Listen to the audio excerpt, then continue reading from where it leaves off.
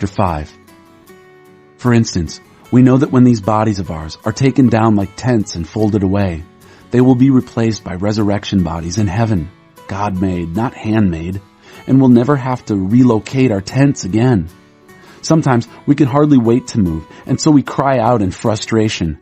Compared to what's coming, living conditions around here seem like a stopover in an unfurnished shack, and we're tired of it. We've been given a glimpse of the real thing, our true home, our resurrection bodies. The Spirit of God whets our appetite by giving us a taste of what's ahead. He puts a little of heaven in our hearts so that we'll never settle for less. That's why we live with such good cheer. You won't see us drooping our heads or dragging our feet. Cramped conditions here don't get us down. They only remind us of the spacious living conditions ahead. It's what we trust in but don't yet see that keeps us going. Do you suppose a few ruts in the road or rocks in the path are going to stop us? When the time comes, we'll be plenty ready to exchange exile for homecoming. But neither exile nor homecoming is the main thing. Cheerfully pleasing God is the main thing, and that's what we aim to do, regardless of our conditions. Sooner or later, we'll all have to face God, regardless of our conditions. We will appear before Christ and take what's coming to us as a result of our actions, either good or bad.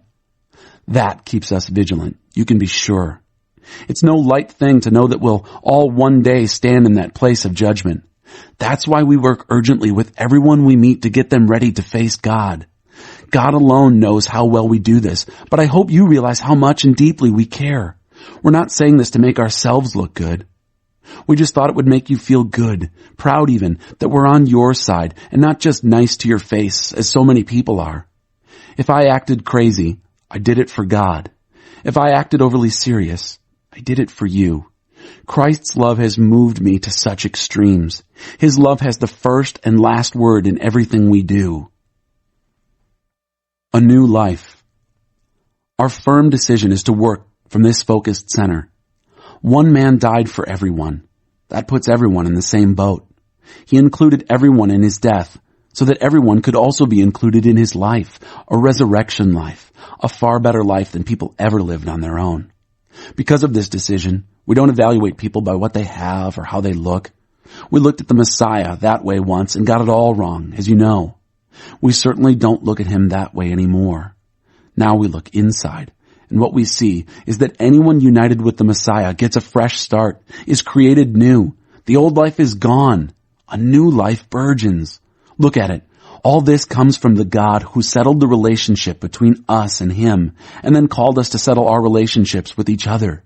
God put the world square with himself through the Messiah, giving the world a fresh start by offering forgiveness of sins. God has given us the task of telling everyone what he is doing. We're Christ's representatives. God uses us to persuade men and women to drop their differences and enter into God's work of making things right between them. We're speaking for Christ himself now. Become friends with God. He's already a friend with you. How, you say? In Christ. God put the wrong on him who never did anything wrong, so we could be put right with God. Staying at our